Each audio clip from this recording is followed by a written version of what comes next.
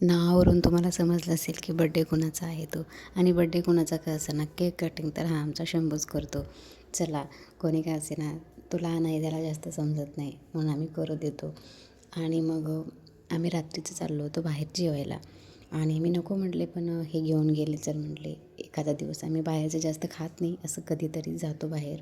आणि बाहेर गेल्यानंतर अगोदर त्याचं असतं की मला हे सांगायचं आहे, मला ते सांगायचं आहे, मला हे खायचं आहे, मला ते खायचं आहे, मला हे आण ते आण असं सांग म्हणून. आणि खायचं तर काहीच नसतं त्याचं, फक्त सांगायचं असतं की मला हे पाहिजे ते पाहिजे म्हणून.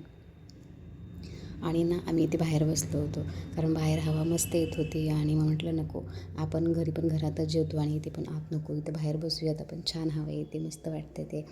आणि मग इथे ना त्याचं हाय बाय चालू होतं, तोपर्यंत आमचं आलं स्टार्टरमध्ये आम्ही सूप आणि त्याच्यासोबत आली होती मी तर त्याला बिना मिठाची कुरवडीच म्हणते, माहिती नाही त्याला काय म्हणतात ते, पण त्याला मीठ अजिबात नसतं. आणि मग आमच्या नंतर थोड्या वेळानंतर जेवण आलं. आणि पण शंभू काही खात नाही, इकडे तिकडेच पळत असतो तो. त्याला बाहेर आल्यानंतर खूपच छान वाटतं की तो इकडे तिकडे पळतच असतो आणि त्याचं खाण्यावर अजिबात लक्ष नसतं. मग आमचं इथे जेवण वगैरे झाल्यानंतर इथे होतं गार्डन, आणि त्या गार्डनमध्ये आलो आम्ही.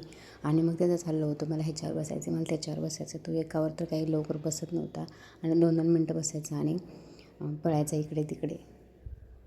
मग आता तो बसतो आहे आणि आम्ही कसं मग थांबायचं. म्हटलं चला आपण पण त्याच्यासोबत एन्जॉय करून घेऊयात, कारण तो घरी यायला तयारच नव्हता की मला इथेच थांबायचं, मला इथेच बसायचं, मला इथेच खेळायचं आहे. त्याचं चाललेलं होतं. म्हटलं चला आपण पण थोडंसं एन्जॉय करूया, बसूया त्याच्यासोबत. आणि त्याच्यामुळे आम्ही इथे पण थोडा वेळ बसलो. खूप अंधार झाला होता, पण तो काही घरी यायला तयार नव्हता. मग त्याला कसं तर म्हणवलं आणि आम्ही घरी घेऊन आलो. आणि इथली साईड थोडीशी वेगळी होती, त्याच्यामुळे त्याला इथे खूप जास्त करमत होतं. आणि त्याची हाईट पण थोडीशी कमी होती स्लाईडची, त्याच्यामुळे तो नको म्हणत होता घरी यायला. चला बाय.